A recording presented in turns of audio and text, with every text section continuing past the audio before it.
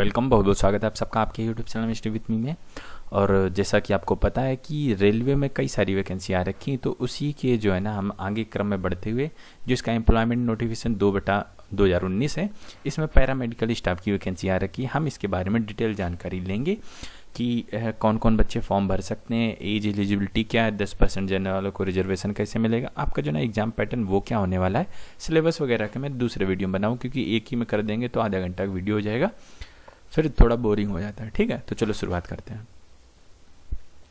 ये देखिए, इसका ऑफिशियल नोटिफिकेशन जारी हो चुका है, 2/2019 इसका नोटिफिकेशन क्रमांक है। ठीक है, और ये किसी पैरामेडिकल कैटेगरी, मतलब कि मेडिकल आप देख भी रहे होंगे, ये देखो तस्वीरें बनी हैं, तो तस्वीरों से आपको अंदाज़ा लग जाता है कि जो है ना मेडिकल फील्ड में इसकी वैकेंसी है रेलवे में। ठीक है, अब देखो 2/19 इसका नोटिफिकेशन नंबर। अब इसमें देखते हैं कि क्या क्या कैसे कब फॉर्म शुरुआत होने वाली है, क्या चीज़ें होने वाली हैं।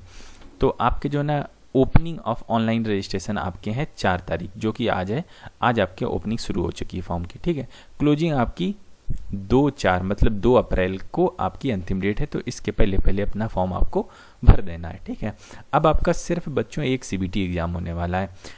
आपने देखा होगा कि जो अभी स्टेशन मास्टर वगैरह की वैकेंसी आई तो उसमें जो है ना 2 सीबीटी 1 इंटरव्यू लगा पड़ा था। इसमें आपका सिर्फ एक सीबीटी मतलब कंप्यूटर बेस्ड टेस्ट है, उसके बाद काम खत्म, सिलेक्ट तो सिलेक्ट, आर तो आर, नहीं तो पार। तो सीधी बात इसकी है, एक आपका सिर्फ टेस्ट होगा, वो भी जो है ना फर्स्ट वीक ऑफ जून मतलब जून 2019 के प्रथम सप्ताह में आपका होने वाला है। तो मतलब सब कुछ इसमें फिक्स है, ज़्यादा इसमें कुछ लोचा नहीं होने वाला है। ठीक है, हम थोड़ा सा अब आपको और बता देते हैं कि वैकेंसियों के हिसाब से क्या हिसाब किताब की वैकेंसी है।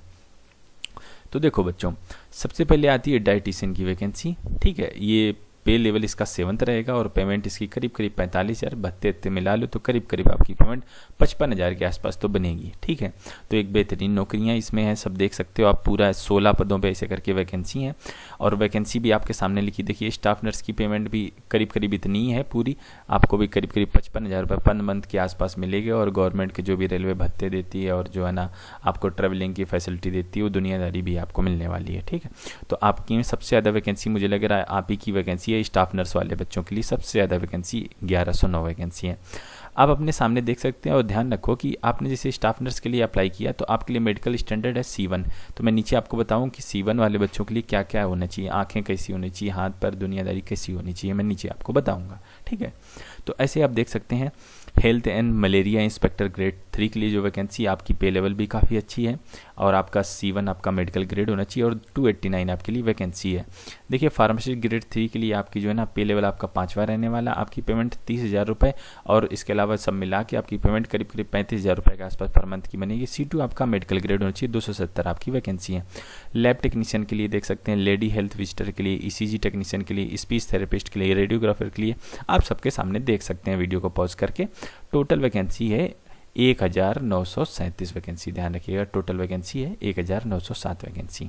ठीक है, अब ये बात इसकी हो गई।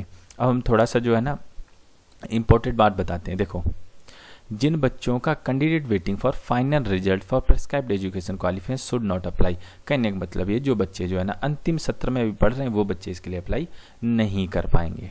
ठीक है, तो ध्यान रहे आप अगर अंतिम सत्र में, लेकिन एक चीज़ और मैं आपको बता दूं कि अगर आपका अंतिम सत्र का रिजल्ट वगैरह आपका आ जाता है 2/4/2019 के पहले, ठीक है, 2 अप्रैल 2019 के पहले आ जाता है, तो आप इसमें अप्लाई कर पाओगे। देखिए कि इसमें लिख रखा है candidate should ensure they process conditions prescribe post के लिए क्लोजिंग डेट ऑफ ऑनलाइन, मतलब कि जब तक इसके फॉर्म खत्म हो रहा है उस डेट के पहले आपके हाथ में आपकी डिग्री वगैरह सर्टिफिकेट वगैरह होने चाहिए। तो ध्यान रखिएगा, अगर 2 अप्रैल के पहले आ जाता है तो आप इसमें अप्लाई कर पाओगे। ठीक है, तो ये बात हो गई।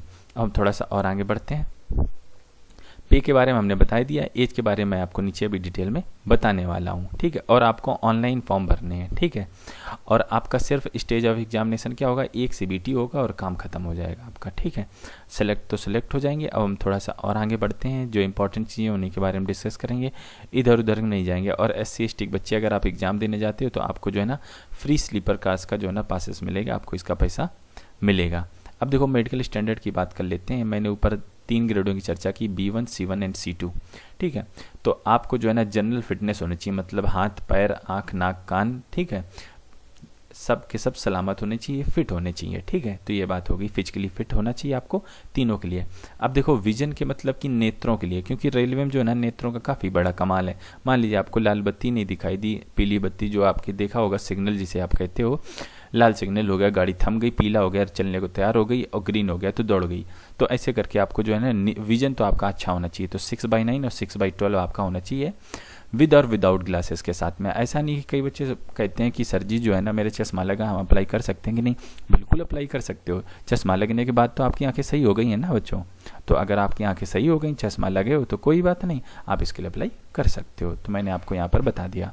ऐसे ही आपका C1 जो मेडिकल, उसमें 6/12 और 6/18 वाले बच्चे भी अप्लाई कर सकते हैं, आपके चश्मा लगा हो या ना लगा हो, ठीक है। और आपको देखते हो डिस्टिंग्विश 6/12 है, तब भी आप इसके लिए अप्लाई कर सकते हो, चश्मा लगा हो चाहे ना लगा हो। तो मैंने आपको यहाँ मेडिकल स्टैंडर्ड की बात बताई। कोई भी भारत का नागरिक इसमें अप्लाई कर सकता है, नेपाल भूटान के भी बच्चे इसमें अप्लाई कर सकते हैं। एज लिमिट की बात करें तो आपकी उम्र सीमा की गणना 1/7/2019 से की जाएगी। अब थोड़ा सा मैं आपको और बता दूं, आपकी देख लीजिए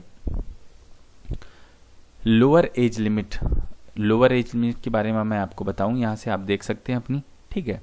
तो लोअर एज लिमिट आपकी रहेगी 1/7/2001, ठीक, 18 से 30 साल एज ग्रुप के साथ में आप यहाँ से देख सकते हो, ठीक है, 18 से 30 साल। और जो है ना आपकी 2/7, अगर आप अनरिजर्व है तो 2/7/1989 के पहले का नहीं होना चाहिए और इस डेट के बाद का नहीं होना चाहिए, ठीक है। तो इतनी बात इसके लिए हो गई, मैंने आपको बता दी, ठीक है।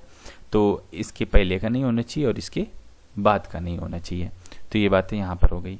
अब हम थोड़ा सा और आगे चलते हैं। आपकी उम्र सीमा की गणना की जाएगी 1/7/2019 से। थोड़ा सा और आगे देखते हैं।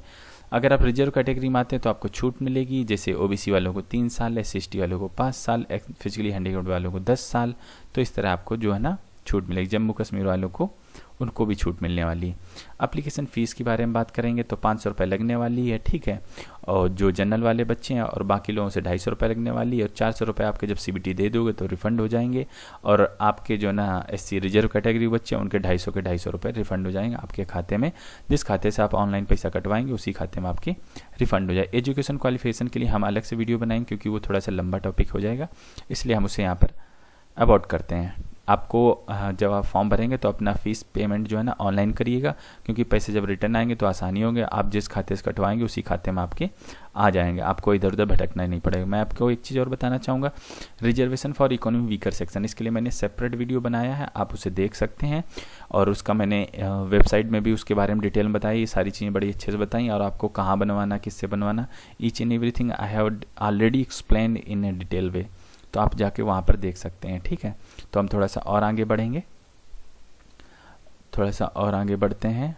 और अपना जो आपका 10% वाला ये बनवाएंगे तो बच्चों ये आप फॉर्म जब भरें उसके अंतिम डेट के पहले का बना होना चाहिए, क्योंकि जब आपका डॉक्यूमेंट वेरिफिकेशन होगा तो ये आपका देखा जाएगा। फिर ये नहीं मानेंगे कि भाई आपने बनवाया क्यों नहीं, तब आपका सिलेक्शन जो आपने किया वो भी आपका जो है ना मेहनत इतनी सारी बेकार हो जाएगी।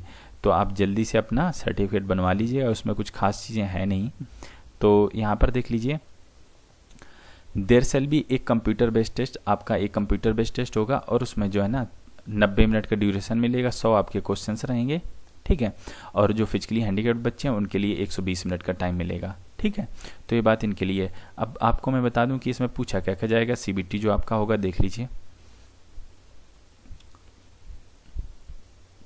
ये देखिए प्रोफेशनल एबिलिटी का मतलब ये है, अगर आप लैब टेक्नीशियन के लिए अप्लाई कर रहे हो, अगर आप स्टाफ नर्स के लिए अप्लाई कर रहे हो, तो आप सब लोगों की सिलेबस अलग अलग है। इसका सेपरेट वीडियो आपको मिलेगा, ठीक है, कि लैब टेक्नीशियन का क्या सिलेबस है, स्टाफ नर्स का क्या सिलेबस है, ठीक है, और डाइट प्लानर का क्या सिलेबस है, ठीक है, सबका अलग अलग सिलेबस है। प्रोफेशनल एबिलिटी जिसे कहेंगे आप, ठीक है। तो उसके 70 क्वेश्चन आएंगे, 70 नंबर आपको मिलेंगे।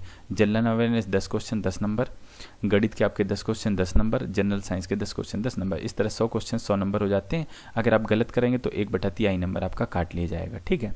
अब देखो जो जनरल वाले बच्चे हैं वो मिनिमम आप 40% लेके आइएगा, और बाकी जो SC OBC वाले बच्चे वो 30%, ST वाले 25%। अगर आप मिनिमम इतने नंबर लेके आते हो तभी आपको मेरिट लिस्ट में काउंट किया जाएगा, वरना आपको मेरिट लिस्ट से भी हटा दिया जाएगा। तो ध्यान रखिएगा ये बात, आप कि मिनिमम इतने नंबर आने चाहिए। और मेरिट जितनी अच्छी आप बना सको, क्योंकि इसी के ऊपर आपकी मेरिट बनने वाली है। ये नॉर्मलाइजेशन होगा मार्क्स का आपका, तो फिर बाद में जो फाइनल मेरिट लिस्ट बनेगी वही इसके लिए होगी। तो ओनली ऑन मैं आपको बताऊंगी जो CBT में आपको फुल स्कोर करना है, क्योंकि यही आपका मेरिट बनाने वाला है, ठीक है। और सिलेबस का डिटेल वीडियो आपका कुछ देर में मिल जाएगा। तो बस इस वीडियो में इतना ही रखना चाहेंगे, और आप जाके वेबसाइट विजिट कर लीजिए, मैं नीचे वेबसाइट का लिंक दे दूंगा। आप 10% वाला रिजर्वेशन का सर्टिफिकेट इकोनॉमी वीकर सेक्शन वाले बच्चे कैसे बनवाएंगे, ठीक है।